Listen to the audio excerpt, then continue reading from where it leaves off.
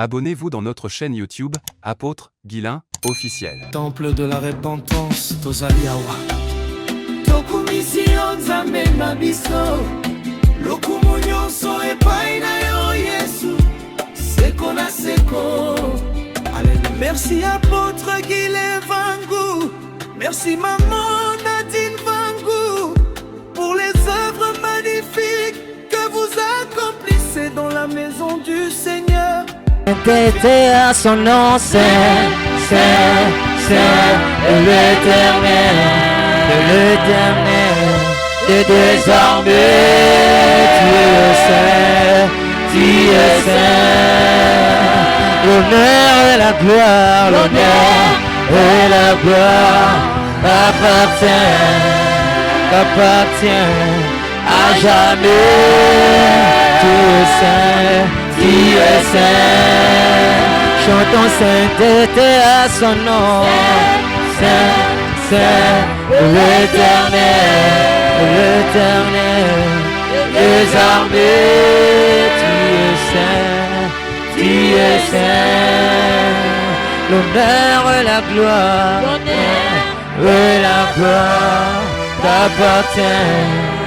t'appartient à jamais. Tu es saint, tu es saint. Yes.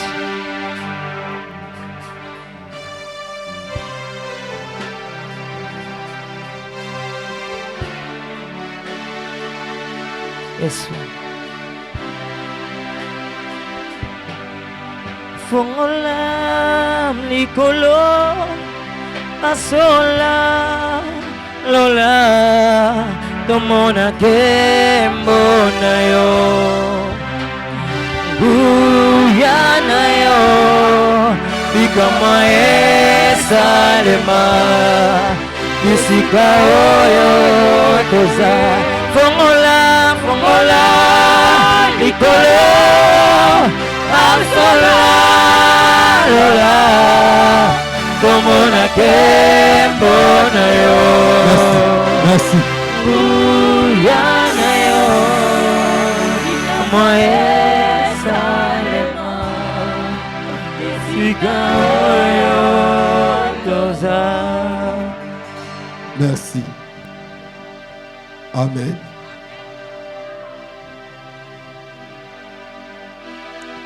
Tosambili. Éternel Dieu tout-puissant.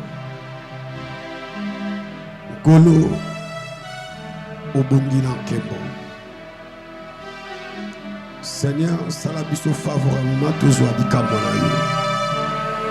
Tomona yo na programme lelo nzambe. Totiki bandako, totiki nyonso. Toye na scène présence na yo. Kotombola miso bosika vérité ya sole utaki pa na yo. Yahweh naza instrument ya pamba. Moi de tous les pasteurs, je suis le dernier parmi eux.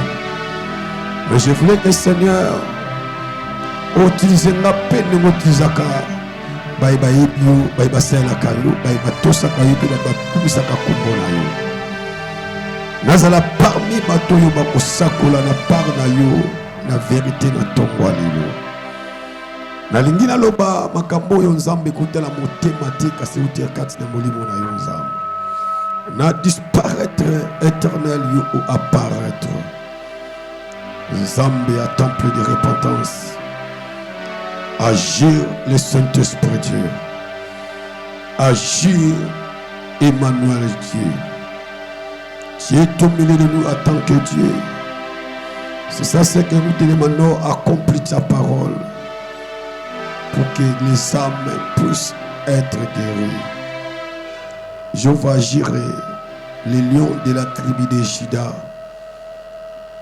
Nzambe yanguya nyonso. Na boyi esprit magnifique nyonso ya monde des ténèbres. Na boyi mi pepe ya ba flèche utaka dans le lieu du ténèbre.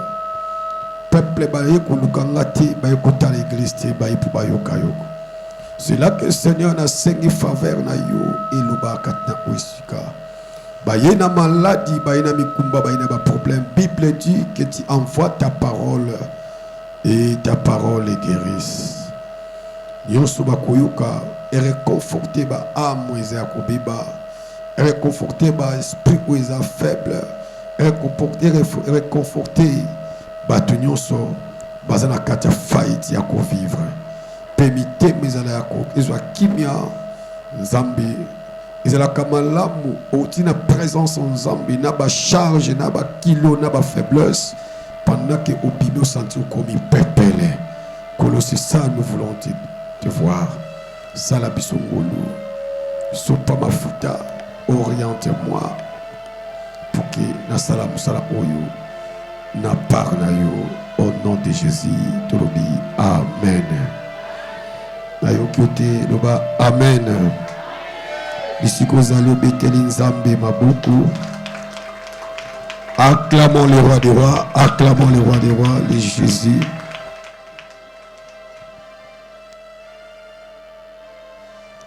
Rapidement, sans plus tarder, tout ce soit Moukanana.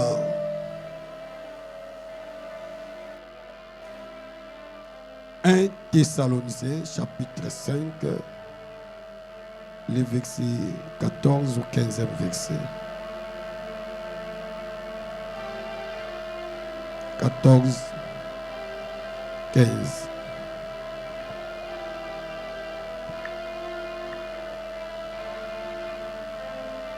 Jésus, toujours mon canal 1 Thessaloniciens, Oui. le chapitre 5, Verset 14 ou 15e verset. je lis au nom du Seigneur Bandela. Jésus. Je lis au nom du Seigneur Jésus-Christ. Nous vous prions aussi, To bondeli bino boye. frères, Ndeko mwasi. avertissez ceux qui vivent dans le désordre. Boyebisa na batoyo bazotambola alimate. Consolez ceux qui sont abattus.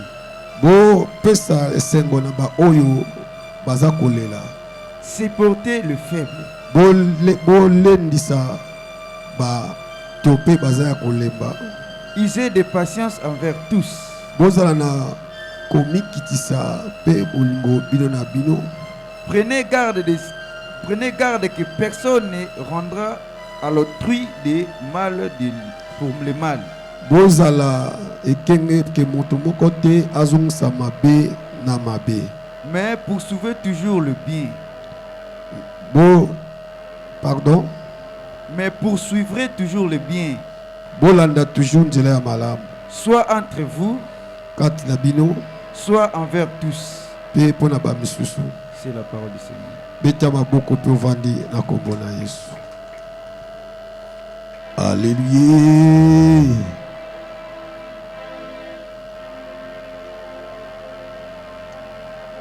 Amen. Amen.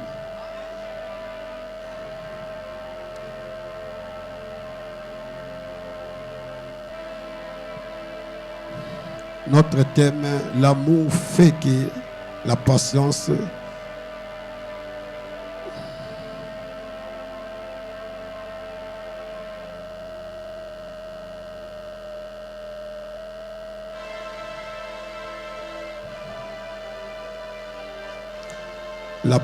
d'agir dans la vie chrétienne.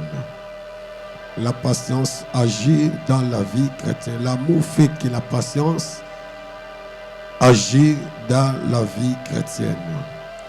Tout ça, ba chrétien, comme dans le baka, tout botama ba chrétien, tout komakande. La vie, il y a des religions, tout ça, ba bouddhiste, tout ça, ba antichrist, le kola ba kimba pe kamana deux parties.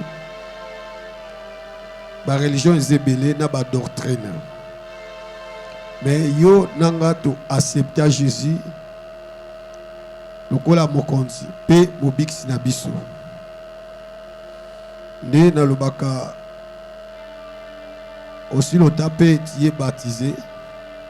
Même yo na nos baptême te lorsque on se présente à Kalboso na ensemble il y a des chrétiens, je crois que demain, tu seras baptisé et au kokoma mwana na nzambe. Amen. Yango na bonde la kayo pe na zo bonde la mingi bazo komisa ba kombo ya baptême déjà. Lobby, il y avait une maman à Yekoibisanga par rapport à baptême. Je ne sais pas, mais Nayoka Kiyango,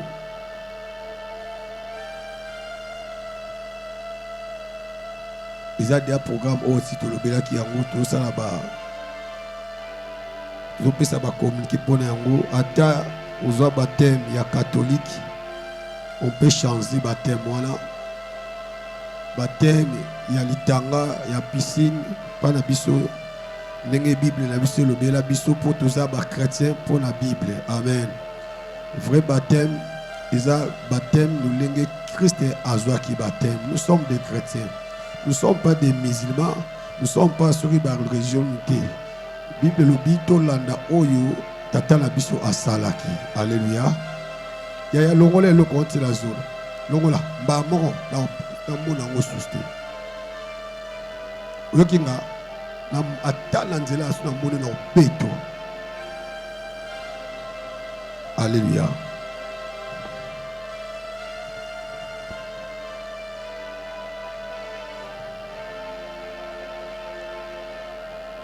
Bible lobby, nous vous prions, frères, avertissez ceux qui vivaient dans le désordre, consolez ceux qui sont abattus, supportez les faibles, ayez de patience envers tous.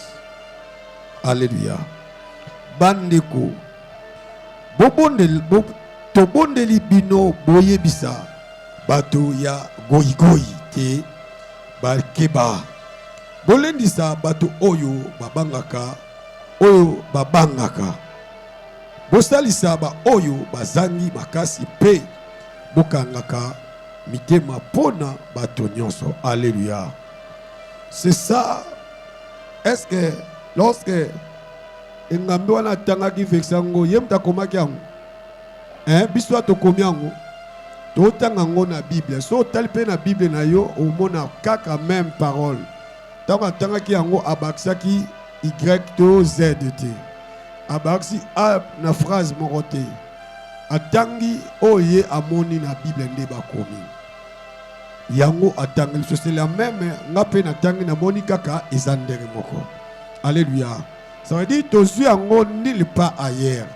Tozi yango na ba commandement o etambusaka biso ba chrétien. Si tu es vraiment vrai chrétien, il faut que tu crois na makambo totangi awa. Or, Bible lobeli, les trois types, les trois genres dans la vie chrétienne. La Bible dit la rancune, les rancunes ou la rancune. Rancune ezalaka eloko moko ya mabe nakati na bala na nzambe. Rancune.